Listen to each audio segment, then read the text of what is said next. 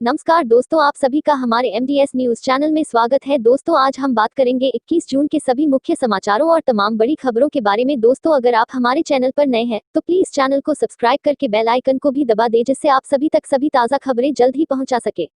तो आइए दोस्तों, बिना टाइम वेस्ट किए खबरों पर नजर डालें।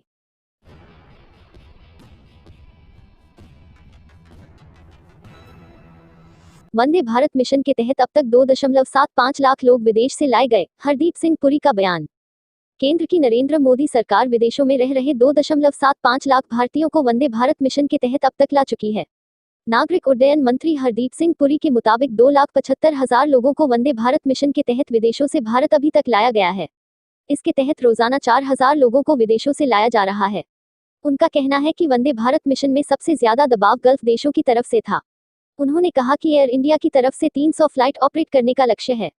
कई देशों में एयरपोर्ट्स अभी पूरी तरह से नहीं खुले हैं, हरदीप सिंह पुरी। उन्होंने कहा कि वंदे भारत मिशन के चौथे चरण में 700 फ्लाइट्स प्राइवेट करियर के लिए करने का लक्ष्य है। उन्होंने अंतर्राष्ट्रीय उड़ानों के सवाल पर कहा कि अंतर्राष्ट्रीय विमान की उड़ान के लिए जरूरी है कि एयरपोर्ट्स खुले हों। बहुत से ऐसे देश हैं जो आज भी एंट्री नहीं कर रहे हैं।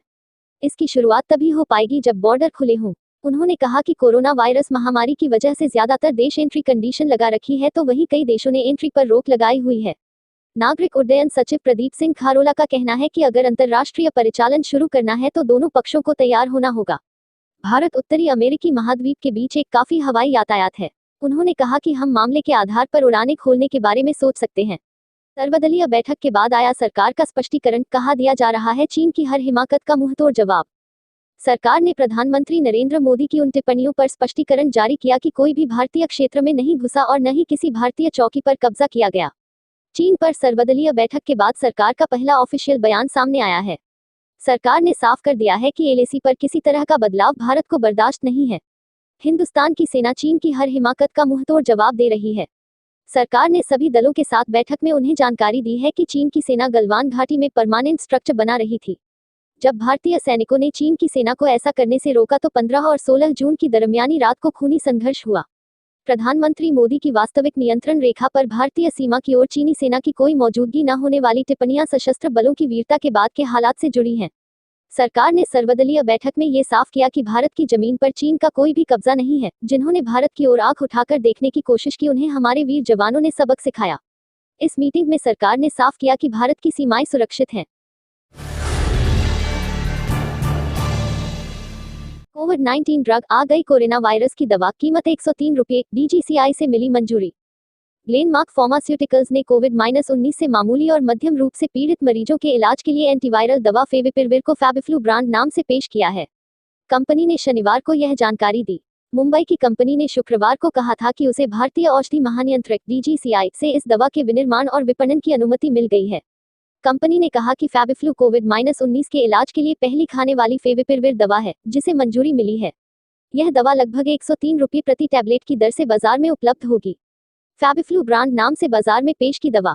ग्लेनमार्क फार्मास्यूटिकल्स ने कहा कि यह दवा 34 टैबलेट की स्टिरप के लिए 3,500 रुपये के अधिकतम खुदरा मूल्य MRP पर 200 मिलीग्राम टैबलेट के रूप में उपलब्ध होगी।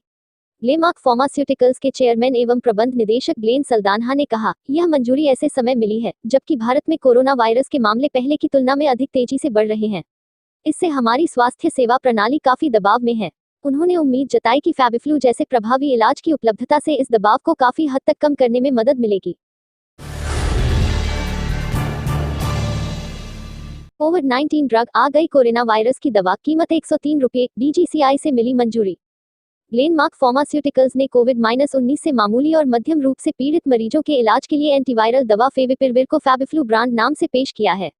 कंपनी ने शनिवार को यह जानकारी दी। मुंबई की कंपनी ने शुक्रवार को कहा था कि उसे भारतीय औषधि महानियंत्रक DGCI से इस दवा के विनिर्माण और विपणन की अनुमति मिल गई है। कंपनी ने कहा कि फैबिफ्लू कोविड-19 के इलाज के लिए पहली खाने वाली फेविपिरविर दवा है जिसे मंजूरी मिली है। यह दवा लगभग 103 रुपये प्रति टैबलेट की दर से बाजार में उपलब्ध होगी। फैबिफ्लू ब्रांड नाम से बाजार में पेश की दवा। ग्लेनमार्क फार्मास्यूटिकल्स ने कहा कि यह दवा 34 टैबलेट की स्टिरप के लिए 3,500 रुपये के अधिकतम खुदरा मूल्य MRP पर 200 मिलीग्राम टैबलेट के रूप में उपलब्ध होगी।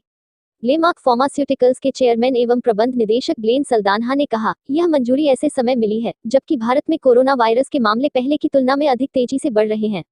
इससे हमारी स्वास्थ्य सेवा प्रणाली काफी दबाव में है। उन्होंने उम्मीद जताई कि फैबीफ्लू जैसे प्रभावी इलाज की उपलब्धता से इस दबाव को काफी हद तक कम करने में मदद मिलेगी।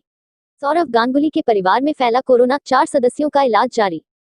देश और दुनिया में वैश्विक महामारी ने कहर बरपा रखा है। देश में धीरे धीरे फैला यह वायरस रुकने का नाम नहीं ले रहा है।